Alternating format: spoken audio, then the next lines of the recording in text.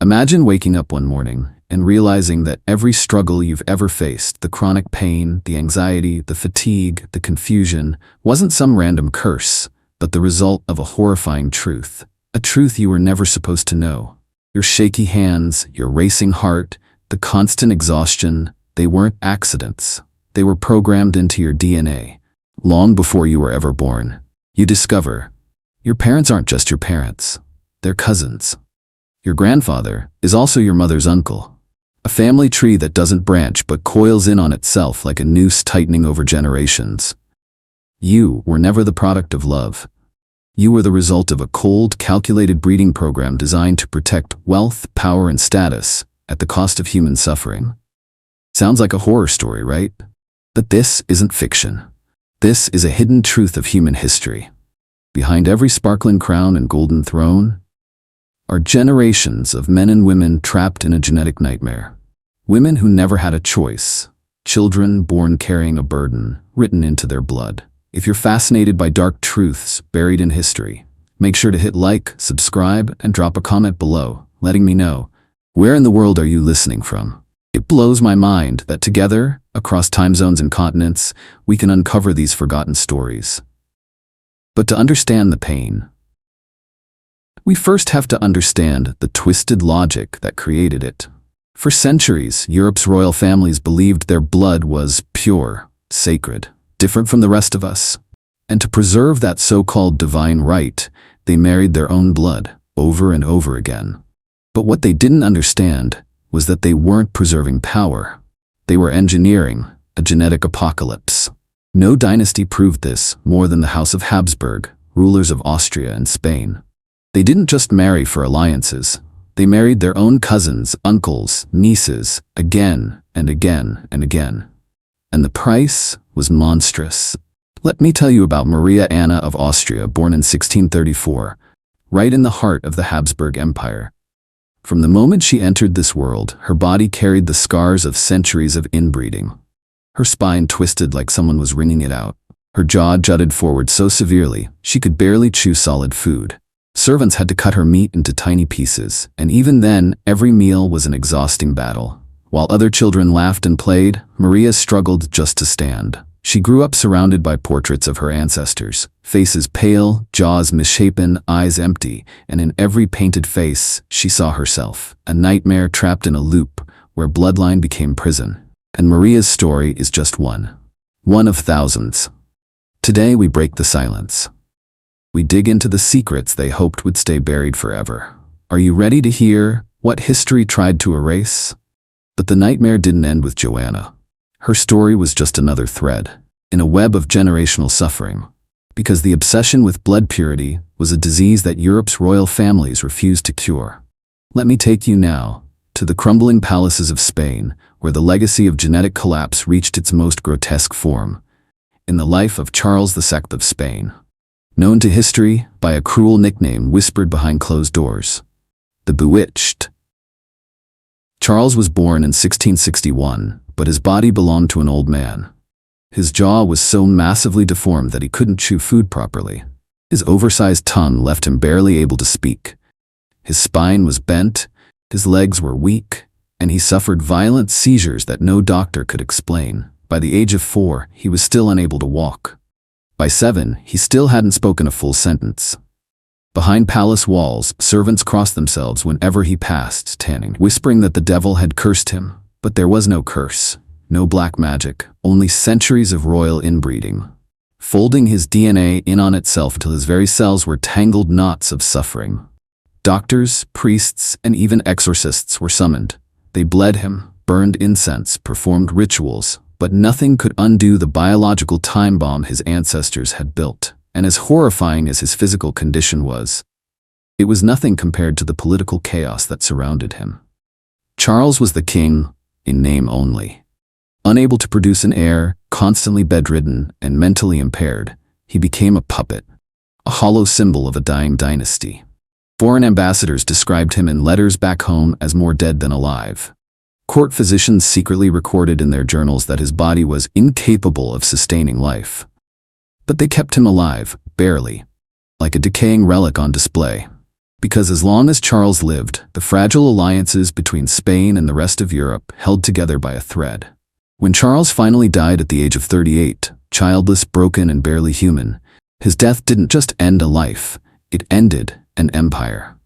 His passing triggered the War of Spanish Succession, a bloody conflict that would reshape the entire map of Europe. And yet, the real cause of that war wasn't politics. It wasn't religion. It was genetics. Centuries of incest, greed, and a refusal to accept that no bloodline, no matter how royal, can escape the laws of nature. But here's the darkest truth. This wasn't just a European problem. This obsession with purity, with controlling bloodlines, infected civilizations all over the world. From ancient Egypt, where pharaohs married their sisters, to royal families in Hawaii, to isolated mountain clans, and even in small rural towns, where family trees quietly loop back in on themselves. It's a universal warning about what happens when power becomes more important than humanity. And if you think this is all buried in the past, think again. Modern genetic research is now uncovering shocking remnants of these choices, hidden mutations, forgotten diseases, and silent legacies that still haunt living descendants today. If this blew your mind, hit like, smash that subscribe button, and let me know in the comments, should we dive even deeper into these forgotten bloodlines? Because this is only the beginning. Behind the gilded walls of the imperial palaces, the reality of Margaret Theresa's marriage was far from the fairy tale painted by royal portraits. While the world saw opulence, banquets, parades, and fireworks, the truth was quietly unfolding behind locked doors. At just 15, Margaret was thrust into the role of wife and future mother to her uncle's children. A child, forced to birth more children. Her body was small, fragile, and unprepared for the brutal demands placed upon it. Letters from court physicians, now buried in archives, paint a chilling picture. They describe constant fatigue, unexplained fevers, chronic pain that left her bedridden for weeks at a time. They didn't dare speak it out loud, but they knew. Her body was collapsing under the impossible weight of genetic damage passed down like a curse, and the pressure was relentless. From the moment she arrived in Vienna, every glance, every whispered conversation, every prayer was about one thing: produce an heir. Produce an heir. Produce an heir. But what happens when a broken body is asked to perform the one task it was never built to do?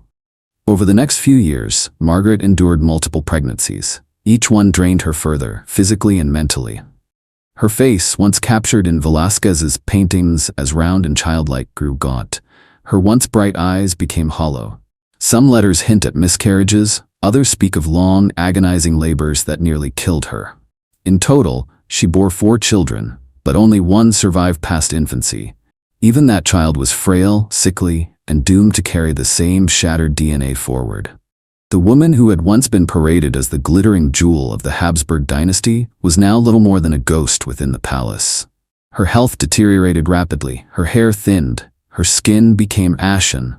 By the age of 21, Margaret Theresa's body simply gave out.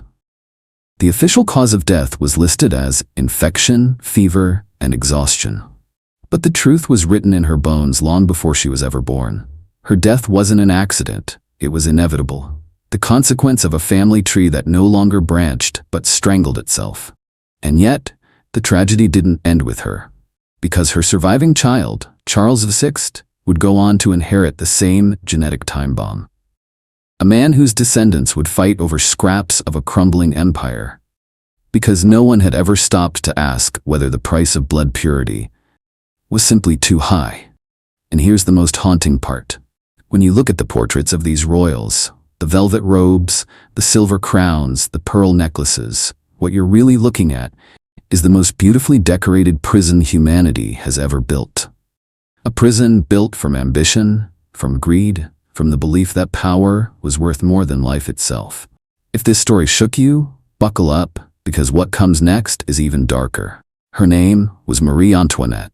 Born into the same tangled web of royal inbreeding, Marie was the youngest daughter of Empress Marie Theresa of Austria, herself a direct descendant of the Habsburg genetic experiment. From birth, Marie was bred for diplomacy, for power, for marriage, but never for happiness. At 14, Marie was shipped off to France as a diplomatic offering, a living symbol of peace between Austria and France. The royal wedding was a spectacle beyond imagination: gold, lace, fireworks, and feasts. But beneath the glitter, the same rotting foundation. Because once again, a teenage girl was handed a crown and a sentence. Her husband, Louis XVI, was awkward, indecisive, and painfully uninterested in his new bride. Rumors spread quickly, whispers that the marriage hadn't been consummated for years.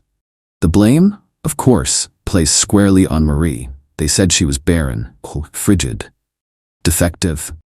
Doctors poked and prodded her. Priests were summoned. Superstitions flourished. Was it a curse, a punishment from God, a defect in her very nature as a woman? No one dared to suggest the truth, that the blueprint of her very body had been written centuries earlier by generations of cousins marrying cousins. And as the years dragged on without a child, the palace turned against her. Pamphlets flooded the streets of Paris, calling her the Austrian whore, accusing her of everything from treason to witchcraft to seducing entire armies while France starved. But Marie's real crime? It wasn't treason. It wasn't vanity. It was being a foreign woman, in a system designed to chew up women and spit them out the moment they failed to perform their single function: produce an heir. And when the heir finally came after 7 agonizing years, the relief was palpable, but short-lived. Because outside the palace gates, France was crumbling. The people were starving, the economy was collapsing, and the same rigid, inbred aristocracy that had once obsessed over bloodlines now found themselves drowning in it. When the revolution came, it was swift, brutal, and absolute. The heads of kings, queens, dukes, and barons rolled into baskets as the crowd cheered. And when Marie Antoinette was led to the guillotine, it wasn't just the end of her life. It was the end of the idea that power could be hoarded through blood, that purity was worth more than humanity. But here's the most haunting truth of all. The story doesn't end there, because the obsession with purity, with controlling who gets to be born, who gets to hold power, didn't die at the guillotine. It just changed shape. It still echoes today in ways you may not even realize. And if you think this was dark, trust me, what's coming next is even darker. As the storm of revolution closed in, Marie Antoinette found herself more isolated than ever. The same aristocracy that had once toasted her beauty now whispered that she was the very embodiment of France's decay. But what few realized was that her real prison had been built long before the Bastille fell. It was carved into her bones, woven into her blood, a biological trap centuries in the making. When she was dragged from Versailles and locked away in the Temple prison, the elegant silks were stripped from her body. But the invisible chains of her genetic inheritance stayed. Her hair, once powdered and towering, turned completely white within weeks, a physical reaction to the overwhelming trauma, now recognized by science as Marie Antoinette syndrome. In those cold, damp prison cells, witnesses described her as gaunt, trembling, consumed by paranoia. She spoke to herself. She flinched at unseen threats. Her hands shook uncontrollably. What modern psychiatry would label as a full-blown mental collapse was dismissed at the time as the unraveling of a wicked queen. But was it wickedness, or was it the final act in a generational tragedy? A mind collapsing under the unbearable pressure of trauma, depression, and a genetic deck stacked against her from birth? The trial was a grotesque farce. Marie was accused not only of treason, but of incest with her own son. A charge so vile, so monstrous, that even her most bitter enemies gasped. Marie, shattered but not broken, stood tall and spat her defense into the faces of her accusers. "I appeal to all mothers present to judge me." But it didn't matter. The verdict had been written long before her first word. On October 16, 1793, Marie Antoinette was led to the guillotine, her face hollow, her body fragile, her feet bare, because her shoes no longer fit her swollen, malnourished frame. As the blade fell, the crowd roared, believing they were severing the head of tyranny. But what they really severed was the most visible symbol of an empire rotting from the inside out. And here's the haunting truth no one likes to admit. The guillotine didn't just kill a queen. It killed an entire idea that power could be preserved through bloodlines, no matter the cost to human suffering. But did humanity learn? Or did that obsession with purity, with control, with manipulating birth and blood, simply take on a new disguise in the centuries that followed? Because if you look closely, in laboratories, in boardrooms, in secret circles of power, you'll realize something chilling. The ghosts of the Habsburgs never really left. The marriage of Maria Margherita to Leopold I was more than a political alliance. It was a genetic disaster in slow motion. Court records whispered what nobody dared say aloud. Maria was mentally incapable of understanding the very concept of marriage, let alone enduring the brutal realities of royal duty. Witnesses described wedding nights filled not with passion, but with confusion, tears, and the horror of a young woman who simply didn't understand what was happening to her body. Servants reported that Maria would often hide under furniture, trembling, unable to process the demands placed upon her. Leopold, already hardened by his previous marriage to Margaret Theresa, another cousin doomed by the same bloodline, grew cold and distant. To him, Maria wasn't a partner. She was a womb. But even that grim function failed. Maria suffered miscarriage after miscarriage. Her frail frame couldn't bear the weight of life. Doctors of the imperial court, part physician, part butcher, resorted to medieval remedies, bloodletting, leeching, fumigation of her womb with sulfur smoke. Nothing worked. Each failed pregnancy left her weaker, until she could no longer walk without assistance. Behind the velvet curtains of Vienna's Schönbrunn Palace, the once grand halls echoed not with laughter, but with the rasping coughs of the genetically cursed. The royal nursery, meant to be filled with heirs, became instead a silent mausoleum of empty cribs. Maria Margherita died at just 21 years old. Cause of death, officially listed as fever, unofficially whispered as the final consequence of a broken body bred too many times within the same family tree. Her funeral was grand, a spectacle of golden caskets and endless hymns. But beneath the gilded surface, every noble present knew the unspoken truth. This wasn't mourning for a woman. It was mourning for the slow, genetic collapse of a dynasty. And yet, they did not stop. The Habsburg obsession with preserving power through blood would claim one final catastrophic victim: Charles II of Spain. Born with a pedigree so tangled that his family tree looked more like a noose, Charles was the living embodiment of genetic collapse. His Habsburg jaw was so pronounced he could barely chew. He suffered seizures, chronic diarrhea, hallucinations, and was incapable of walking unaided until age 6. His tongue was so large he could barely speak, and he drooled constantly well into adulthood. Worse still, Charles was infertile, his body simply unable to produce an heir. And with that, centuries of bloodlines, marriages between uncle and niece, cousin and cousin, ended. His death in 1700 wasn't just the end of a king. It was the death rattle of an entire empire's ideology, the belief that power could be hoarded, bottled, and passed down like treasure, regardless of the human cost. But if you think humanity learned, look closer. History doesn't repeat itself, it mutates.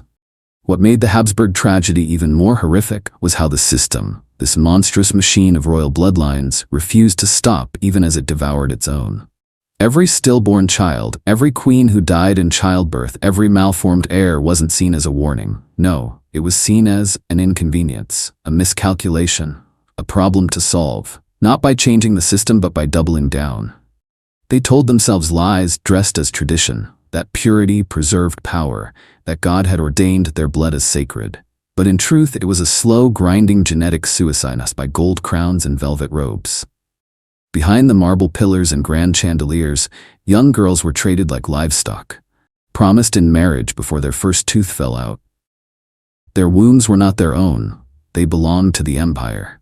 Their future was pre-written in ink, long before they could write their own names.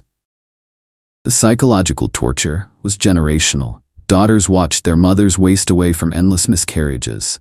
They saw siblings born blue, twisted, gasping only to die within hours. And the message was clear: this is your future too.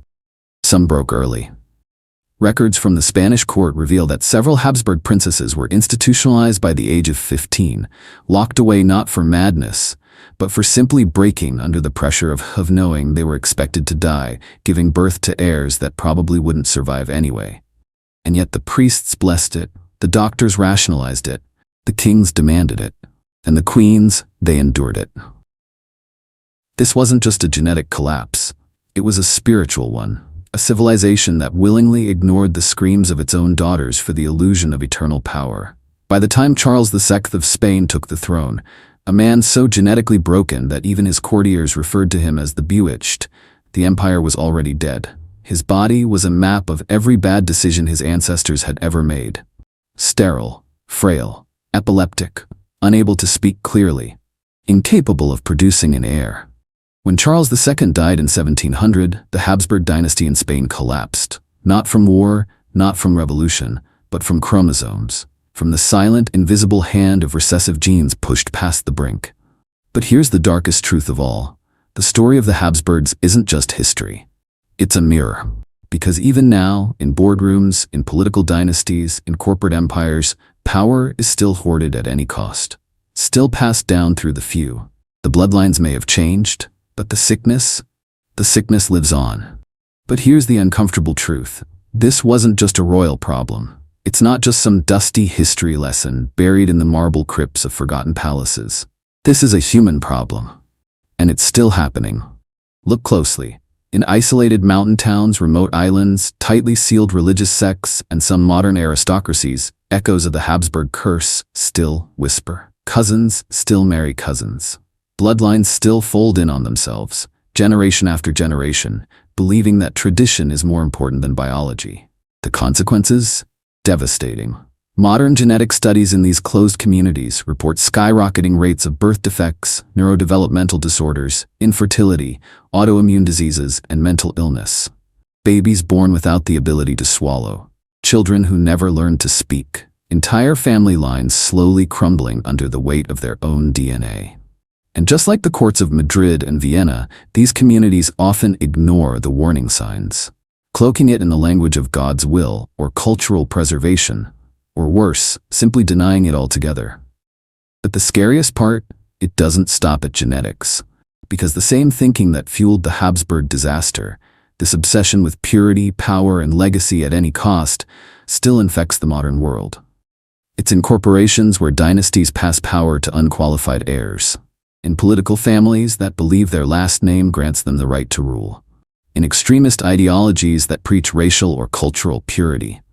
The genes might not be the same, but the sickness of closed systems, of refusing outside influence, of fearing diversity, remains deadly.